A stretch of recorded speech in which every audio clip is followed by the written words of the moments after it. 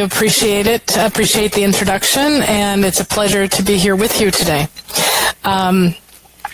One of the things that you didn't mention, which I want to mention, is that I teach this course on evaluation management at the Evaluators Institute. So I do it usually in the fall and winter online, and once early in the morning and once in the evening time, afternoon time, to cover time zones. And I do it in person at the two gatherings of the Evaluators Institute. One will be in February this year in Washington, D.C., and the second one will be also in Washington, D.C. in July. So there are many other courses offered by TI, and this is just one of them. So, without further ado, I'm going to talk about really the importance of evaluation management and pausing to develop some skills in evaluation management if you want to be successful in your evaluations. And to get us started, let's just be clear on what we mean by successful evaluation. I invite you to type in the chat area, from your perspective, from your experience and what you've seen, what you've done, what are the characteristics of a successful evaluation? So let me just invite you to type in the chat area, what are the characteristics of a successful evaluation?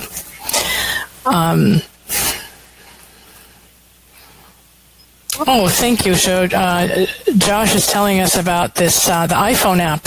Okay, good that we can use. Okay, so getting people involved is part of evaluation excellence, giving the customer what they need, having a useful evaluation, an evaluation that helps everyone make decisions, participatory and empowering, results-oriented, achieving the objectives, utility-focused, defining success, having resources, honest and valid results, adequate budget, absolutely, a comprehensive assessment that provides useful findings, viability maybe, having an external evaluator, inclusive, values diverse opinions, providing new information to clients that they use and then seeing them use the results in their strategies, fit for purpose, uses appreciative and participatory methods, being value for money. Great. So let's see how well I did. This comes actually from my last online evaluation management course, and this is what participants for that course came up with: that the evaluation is relevant and linked to purpose, it's impartial and credible, that evaluators maintained independence, that there was deep stakeholder engagement, that they were asked good questions, was a transparent process, resulted in learning and used in decision making. Very, very much in line with the kinds of things that you all mentioned. So, what are the enabling factors? What are the enabling actions when you're managing an evaluation to lead to these successful results? So I'm going to invite you for a second time to give me a few ideas. So when you think of excellence in management to lead to excellence in evaluation performance, what are some of the things that you think are important ingredients to make sure we get to this desired outcome of evaluation excellence?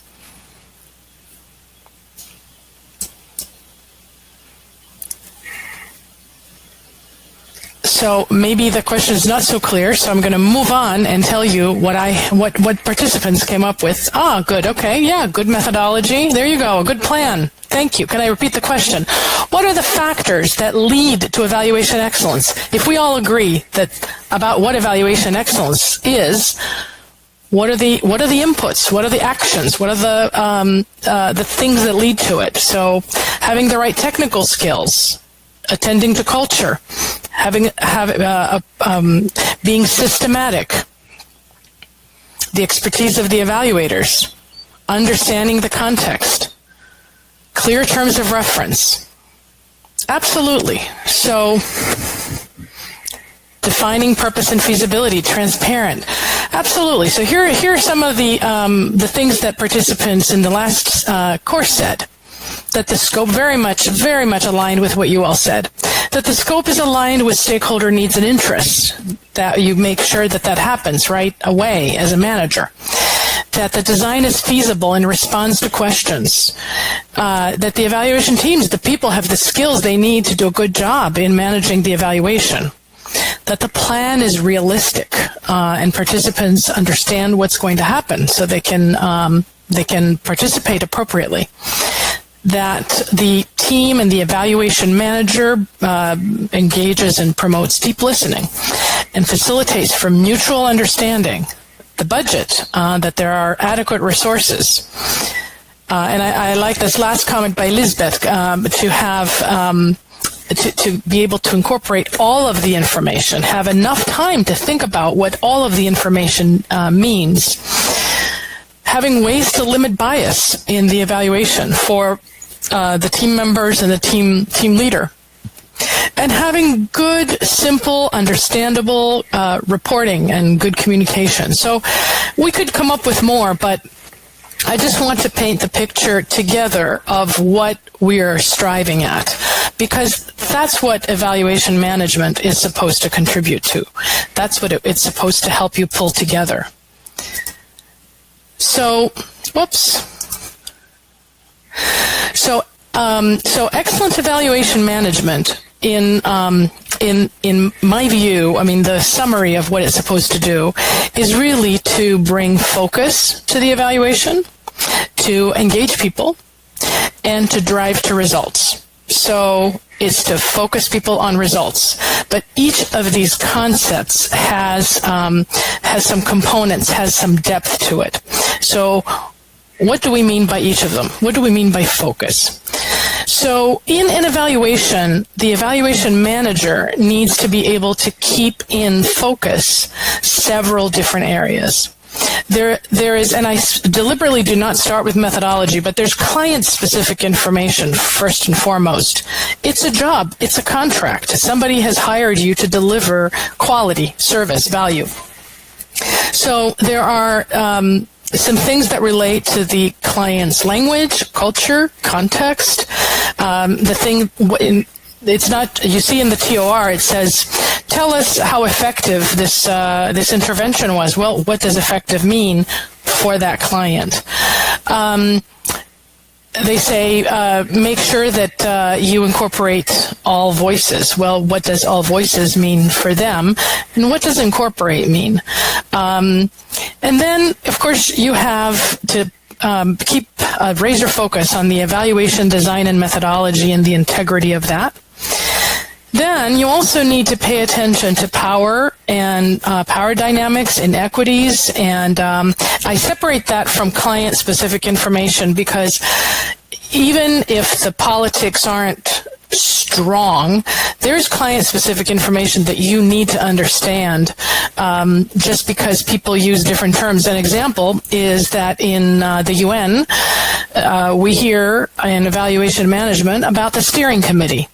Well, in the U.S. federal government, they don't understand what steering committee means. They talk about the planning group. So just as simple as that. But politics and power dynamics is more about the kind of perspectives that need to be taken into account, and you need to think about access to the project and the project benefits, the intervention benefits, access to the evaluation, and even though people say the words, yes, we want to hear from different perspectives, it means money to make sure that you do hear a lot of times from many different people. If you have issues of disability, issues of distance, issues of people who need daycare in order to participate, you must think about those issues, and as a manager, it sits with you on your plate to figure out how to balance it all and how to negotiate it. And then, of course, there are team dynamics and personal dynamics. You might be by yourself, so this is applicable whether you have a team or you're by yourself. And even if you are by yourself, there are personal dynamics between you and the other people responsible for managing the evaluation. So the first thing is that all of these things need to be in your awareness if you are the manager, and to make sure that you are understanding what's going on in each of these areas. So let's talk about people. Many times when we talk about people, we think about the participants, the beneficiaries, and in an evaluation as a manager, you need to interact with a few other types of groups. Many times, the funder and the evaluation overseer are the same people, the people who commission the evaluation, but sometimes they're not. And the evaluation manager needs to understand those differences. There might be a steering committee, a planning group. Sometimes it's not a group, it's a person. And you may have a separate reference group, a group of people who come from different parts of the organization or the program, different stakeholders who come together to give you some advice and provide some input. And they may or may not have a formal authority or role in terms of what happens with your evaluation. They may be advisory or they may have control. You may have a technical advisory group, which I haven't written up here, of experts who are looking at your evaluation. In one evaluation, we had a meta-evaluator. You may get that. So depending on the size of your evaluation, just a key piece to understand is who are the players are and what are their perspectives, even before you engage in doing something with them. And once you understand it, then you need to plan how you will engage each of them. And remember, let's put our manager's hat on. Participation costs money. So how you orchestrate that participation is critical and has huge implications in your methodology. So you can't be a purist about the methodology. And when we talk about results, there are three levels of results that I have identified here. One is the data. The data, you are the curator of the data, and you need to make sure that it's well taken care of, that it's credible, it's cleaned up, it's used. Somebody said it earlier in the chat that it's really important to triangulate, not just to put it in the proposal. We will triangulate, but how are you going to do that? The second area around results is engagement. You need to see that people are engaged with their hearts and their minds in the evaluation. And you need to know, as an evaluator, how are you going to know that's going on, that's happening? That's a result that you want to see in the process of your evaluation. And of course, the really important piece around use, seeing that the process and the results, the information that you're bringing up through the evaluation are used. And so you need to bring this focus, you need to engage people, and you need to be driving to results. So what are the competencies that you need to bring in to an evaluation that are besides the strictly speaking the methodology? What are the competencies? What should evaluation managers do? So I would say that evaluation managers need to exist at the same time at three different levels. Maybe it's more than that for you, and you can come up with more, but the bottom one is the nuts and bolts methodology and practice. You need to understand those pieces, what the contract says and what the evaluation has to do and what is the integrity of the methodology. And another word for this level is the dance floor, meaning what is it that you have to do? The second level, the first balcony, stepping up, is as a manager, you need to understand all the relationships, the processes that need to be managed. You need to keep an eye on the schedule, the timeline, and really be looking down on what's going on in the evaluation and where do I need to pay attention to facilitate the right kind of conversations to unblock a situation or to make sure things move along. And let me remind you, when you're the evaluation manager, usually no one tells you what to do. You need to be driving all of this. It's your job to be reminding everyone else. And then there's the balcony of self-reflection. because you are part of the intervention, and you need to understand that and figure out how to use your strengths in what to do.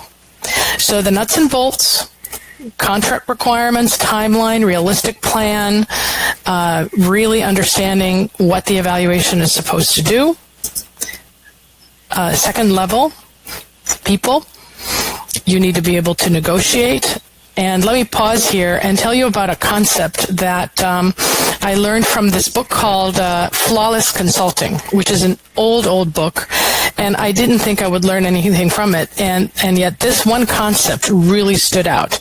And it's the concept of having recontracting conversations. So don't be impatient when people say, well, it can't be done quite the way we agreed, because that is reality in many parts of life, including our personal relationships, but certainly in evaluation management. You may get something a little later than you thought, or it might be that one of your team members has to leave and can't participate in the way that that was anticipated, and many other things that can happen. So the norm is that you will have to have recontracting conversations. And the other big area for me is startup and thinking about how you get everything lined up. And I like to say that this kind of popular saying, well begun is half done, which I'm Greek, and in Greek, the translation, the word we use is that beginning is half of everything. So it's half of it is just to begin it right. And so facilitating that startup and thinking about all the conversations that need to happen is critical. And of course, communication. And then self-reflection. So here's what I want to say about self-reflection and how important it is. You can read a checklist or a guide about, let's say, communication. What is good communication in an evaluation? Okay, well, you need to inform people and you need to demonstrate. There may be some good practices. But now what comes in here is who you are. And who you are and your strengths means that you're going to manifest excellence differently, even though there is a standard. So here's an example. Let's say you are a really good writer and very organized, and you have good records, but you're not so comfortable being in front of people and talking to people, and you get a little bit tongue-tied, and afterwards you think, I should have said it this other way. Lead with your strength. If you are managing an evaluation or supporting the manager, write really great emails that summarize what's going on once a week on a Friday. And keep a matrix of all the different agreements and who is to do what and what's the follow-up action. Share those with people. So use your strength for that communication versus maybe someone else who may not be as strong in this area but might have an easy ability to have warm interactions with people, to understand where people are coming from, and so that person may spend more time on an oral update and ask a colleague to do the email, or maybe the email for that person is not going to be an excellent one, it's just going to be some bullet points. So it is important to think of as you think of all these things and all these competencies, to think about your own strengths. And use other ways to cover the things you don't do as well. So if you're not so organized, really use checklists and pause points. And in the course, we have a lot of those, and there are many on the internet.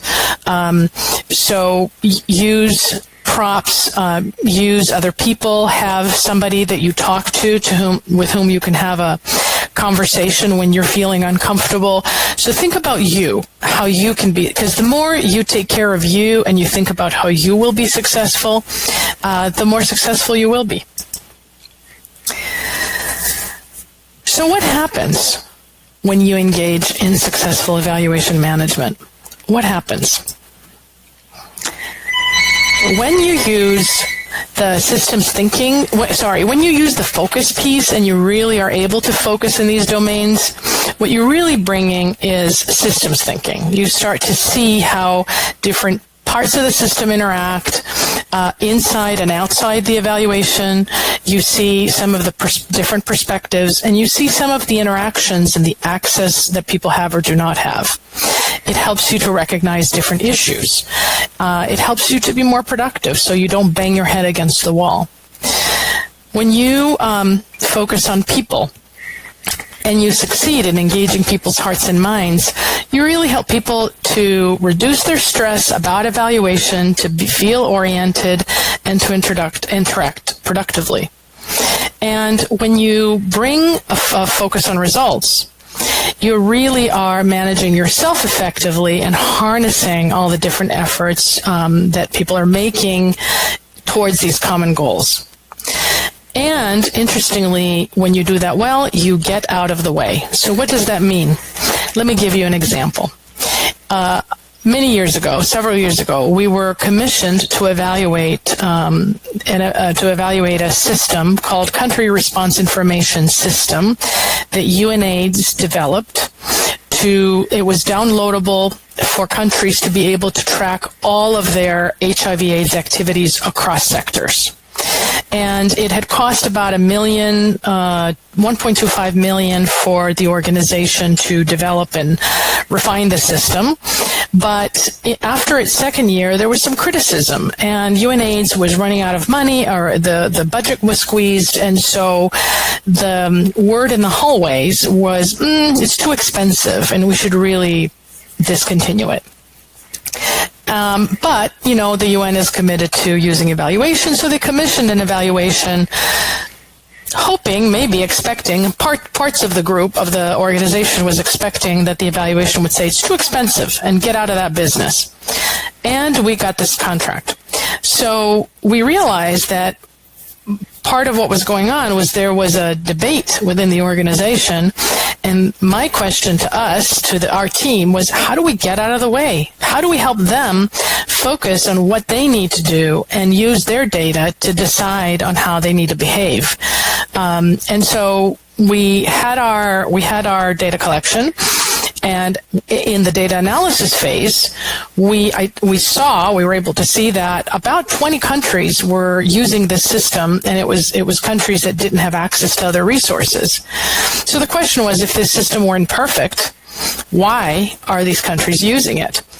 And we were able to take that data and put it in front of them and say, look, 20 countries are using it. You have committed to supporting them. So we are not going to make the decision as to whether you can afford it or not. You need to do that. But here's the situation. Here's what's going on. So navigating that space is really important, and it's the job of the evaluation manager to help do that and help you leave you out of trouble. The more you can facilitate people talking to each other, the more you get out of the way.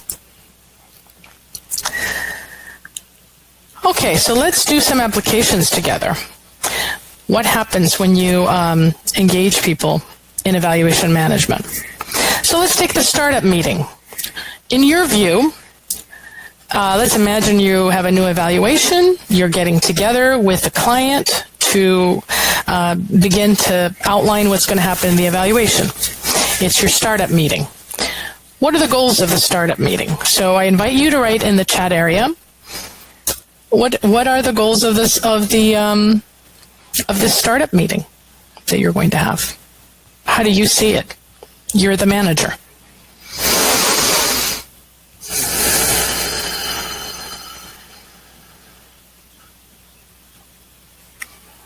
Maybe you're advising the manager. Clarify expectations. Understand the purpose of the evaluation. Understand the actors who are involved. Understand the goal. Set up the internal and external assumptions for a successful evaluation.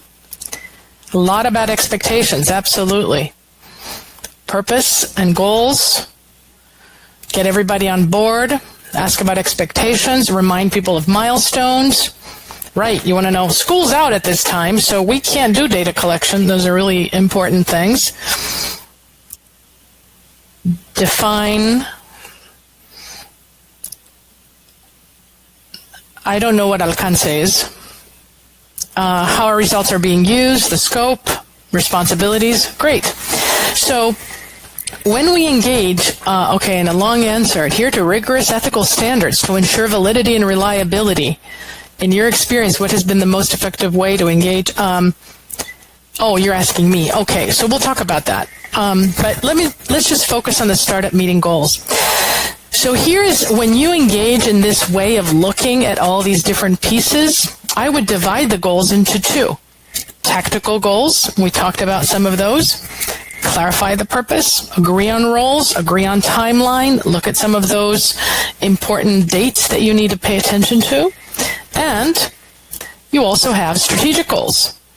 So you're starting right away into developing a relationship that is critical for the success of this usually short-term, finite, sometimes it's over years, relationship. So you want a joint vision for success. You want to create mutual commitment to the use of the intended use of this evaluation and how you're going to work together. And you also want to receive useful advice. You'll be surprised at what good advice you get if you ask. I always ask. It's one of my last questions. As we look ahead, we have this really important evaluation to do. What advice do you have for me to be successful? You know what's going on here. What are some do's and don'ts? I think that it doesn't even matter if you're the manager. It's always a good question to ask. If you're a team member, to ask it of the manager. And really to ask it in any new launch of a project, because you're doing an evaluation, but this is the design part that has a technical piece and a whole facilitation piece. So paying attention to these different levels of goals, because you could engage in the tactical by going and say, all right, what's the purpose? All right, this, that. And at the same time, this is a relationship. So it's, tell me about you. Tell me about the organization. If we were successful, imagine that we are.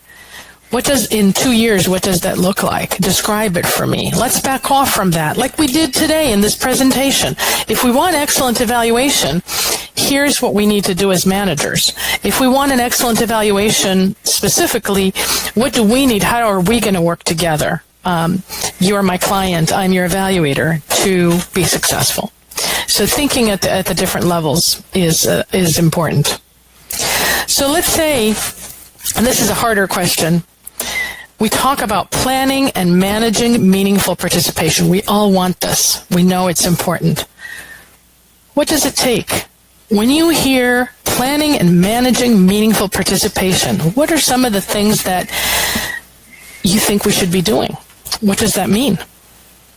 How do we make that happen? I invite you to type some ideas in the chat area.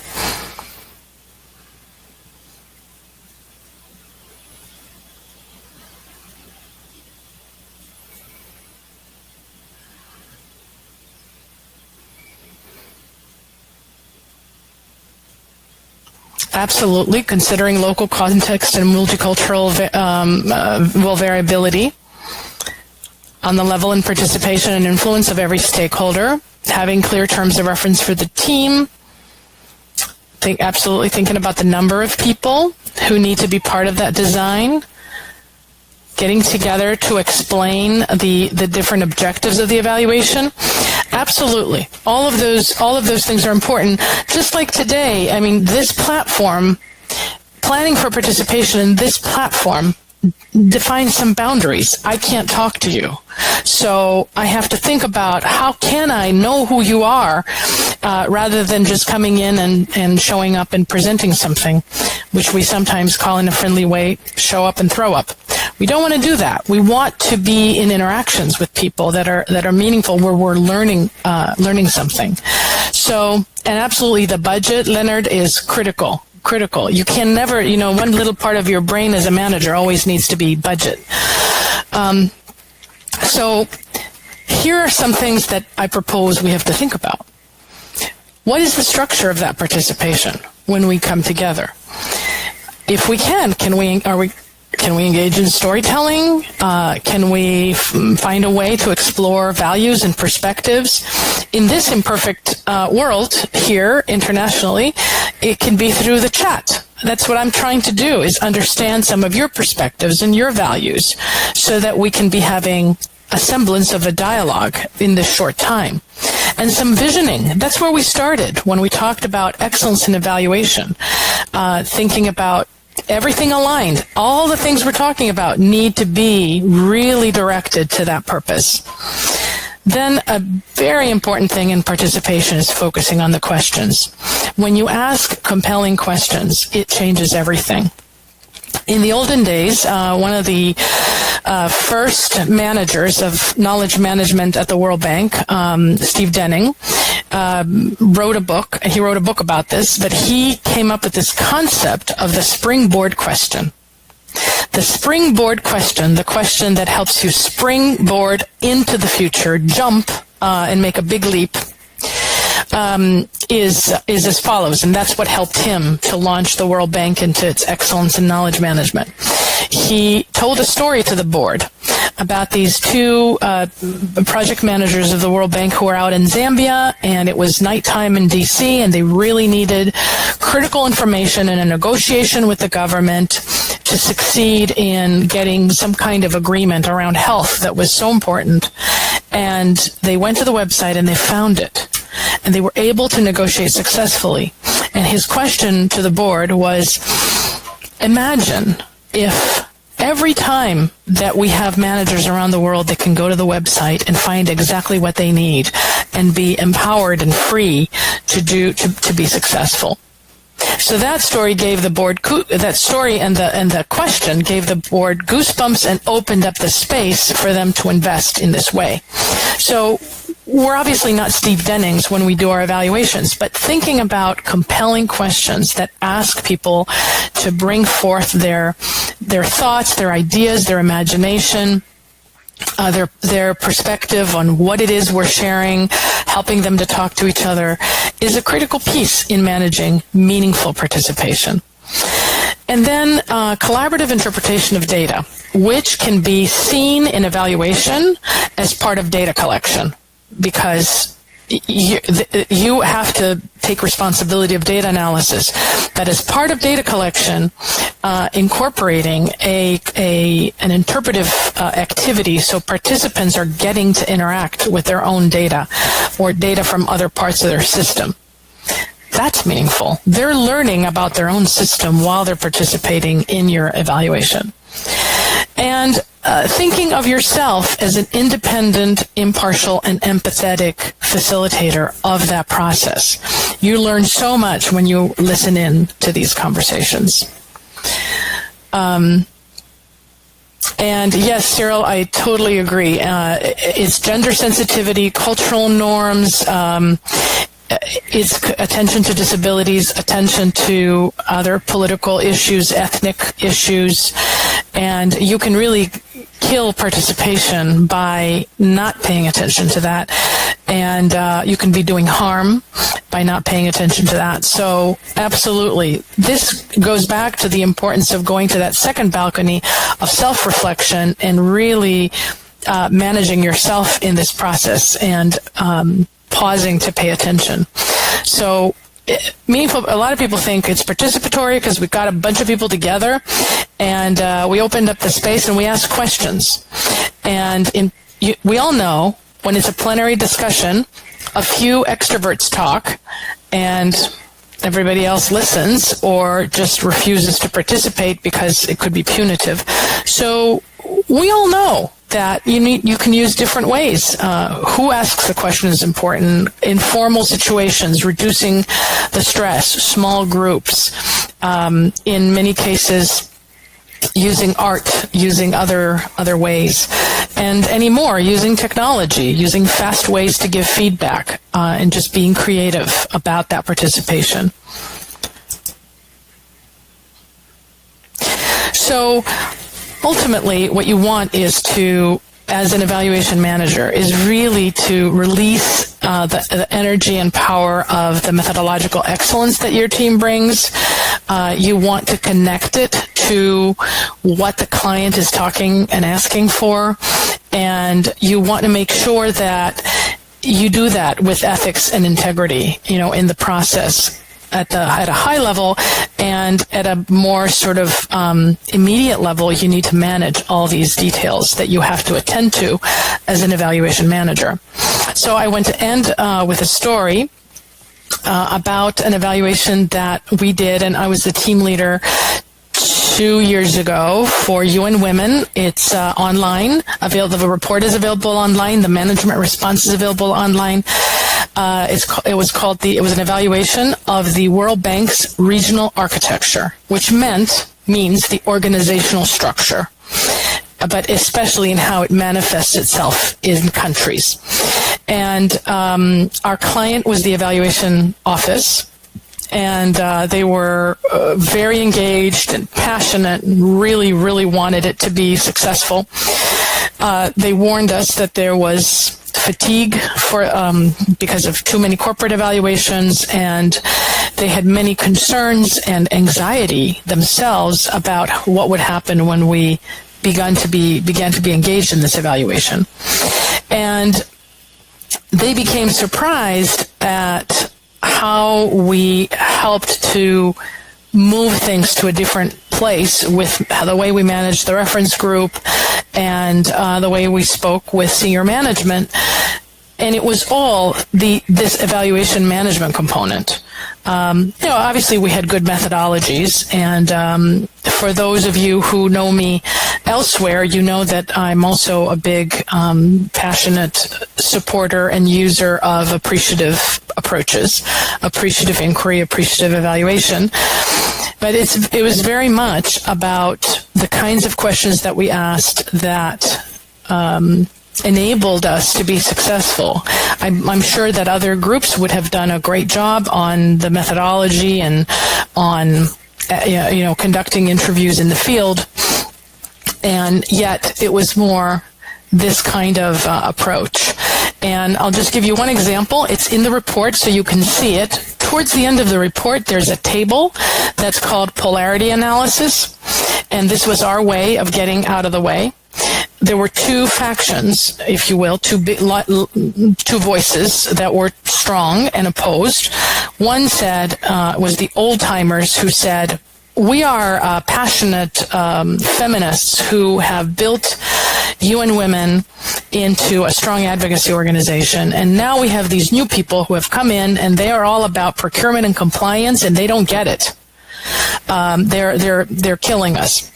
And the other side was from the project managers who said, we're finally here to turn this into an organization that is successful, that can manage projects, that can stand up and be counted and trusted to have large portfolios and to have influence. And these old-timers, they're just flapping in the wind. They don't know how to manage projects. They're flaming advocates. And so the polarity analysis helped us to reframe this into saying, you have it all. You have people who bring the passion and the depth and the knowledge and the commitment and the ethical understanding of what this is about. And now you're also bringing in strong managers who will help you to manage projects at a higher level and bring the organization to a new level. So how can you use these amazing assets rather than, it's not either or. Without the flaming advocates, you'd be a shell of an organization managing projects. Without the project management, you'd be an ineffective organization yelling and screaming, but not really having the volume and the influence. So that was our way of getting out of the way. And there are many other tools out there. So thank you for listening. I'm going to pause and give it back to Antonina, and would love to hear your questions and continue the conversation. Thank you, and thank you, Bianca, for writing some of the questions here. So let me start from the young evaluators competency area and how to practice it. So I am a fan of an approach to leadership development and management development that is developed out of by Ron Heifetz at Harvard University. He was one of my professors early on when he was developing this methodology, and he has really done, I think, a fantastic job with it. But in this approach, there are no leaders. There are only acts of leadership. There are no leaders. So even though you may be a younger evaluator and somebody else may have that management responsibility, you can engage in acts of leadership. What are acts of leadership? It's those acts that help the group get the work done. So if you're seeing, first of all, it means taking yourself to that place and saying, what's going on here? What's going on in these relationships that if they were fixed, we could improve the outcomes of our evaluation of how we work together. So there will be also opportunities where you may feel yourself getting uncomfortable. And so doing that work, saying, why am I uncomfortable? Don't just react, but really pause and think. Those kind of mindful practices are something that young evaluators can do as well. The second way that young evaluators can get involved is that frequently managers, well, I will say almost always, are grateful to have a young evaluator involved in an evaluation who says, let me keep the monitoring plan, the monitoring system for the evaluation. Let me do this kind of detailed tracking. And when you do that, you're able to be part of management. You are taking on some of those tasks. So I think that both by volunteering this way and by being mindful and raising issues, you can develop your own management skills. And finally, a lot of times we think we are not authorized to say something, but we are. And so say it. Tell the manager, I really want to grow my management skills in evaluation management. I'd love to help you. If there's some ways that I can help you or be part of some meeting so I can understand what you're doing, I would love to do that. So technology is actually an area that most people are grateful to have an evaluation, a younger evaluator help. But I will just be honest, I think Excel, for me, is one of the most useful tools. And it's way underused because it can act as a database. And so we have several tracking systems in Excel. The other program, I know different people use different things, and I have a bigger answer to this because I've looked into it, but not everything is coming to mind. But there's, for example, a system called Trello that our team is using, and I'm going to invite Janina, who I think is online with us today, if she has any other suggestions of programs that we're using, and I invite anybody else who has ideas in here on the list to write your ideas for systems. So Trello keeps track of all the different tasks and who's involved in what tasks, and it prepares some nice reports for the task, and then you can turn it around and get a report on things that you need to do, checklists. So that's really it's helpful that way. And again, it has to fit with the team. So that's a great area to research a little bit. I see Josette here is saying open project, Asana. So that's something that we can follow up with, actually.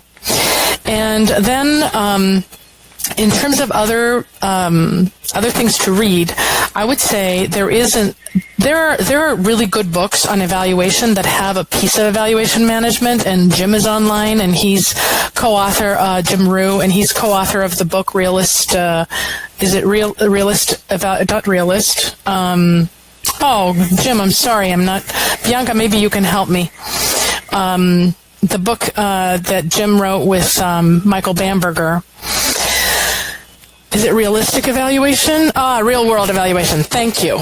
That's a really good book to see some of the trials and tribulations that come up in evaluation. But having read it, it's more on evaluation. It's good at helping you to understand the methodological choices. I would say in terms of management, there are other some good sources come from other places like Better Evaluation has some tools, the website. Several NGOs, international NGOs, the World Bank, some UN organizations have guides for evaluation management. UN Women, and with the help through the support of Eval Partners and Eval Gender, has come up with some books on managing to incorporate gender. So all of these books help you to, and guides help you to think about different aspects of evaluation management. And I'm developing a text actually because there wasn't something that covers all these things. Oh, I'm going to mention one more book, the Systems Thinking book. And Bianca, I'm going to just ask for your help again. It's the Systems Thinking book that Bob Williams has co-authored with Glenda Young, I think. And there are two books on systems thinking. And those are good books, too, about how to frame and how to think about the evaluation from a management perspective. Back to you, Antonina. So what I do in the course is really I take different parts of an evaluation and ask people how long do they think they should budget for that. And the guidance that exists in different manuals of different organizations differs widely, and in some cases is really not realistic. So an example of such a question is how long should you budget for a survey? For designing, running, and analyzing a survey to 3,000 people. It's going to cover 3,000 people and is going to have 30 questions. So just kind of coming up with some parameters. And when you really look at it, a lot of times the expectation on the client side is that 3 to 4 weeks. Well, you know what? It is not 3 to 4 weeks. So although I don't have a text or a tool, what I would encourage you to do, and you don't have to do it every time, if you do it once and you have a clear grounding, this is part of the nuts and bolts of what it should take, and somebody says 3 weeks, say, just a second. It's going to take me 1 week just to get some information to design it, maybe more. Then you're going to give me feedback. I'm going to revise it. You're going to look at it again. Then I need to test it. Never, ever skip the testing. Do something. It'll improve your survey a great deal. So you do the testing, and then, so now we're at 3 weeks right there, and then you need to leave it open. You leave it open for 2 weeks. You need to have in your back pocket an extra week. What if you don't have enough people responding? What are you going to do? So, and then you're going to get the data, and now you need to analyze it and check up on some things. So you need at least 5 to 6 weeks. Better to have 9. So if you take the pieces that you're going to do, this is my suggestion to you in your evaluation, and just think realistically. You do data collection in Tanzania. You have to travel, and you have to travel north. That's like at least a day to travel north, a day to come back. So what are you going to do? Go and talk for 1 day if they think that site visits are 3 days? So just being realistic. Good budgeting is a little bit of art and imagination of, what it's like.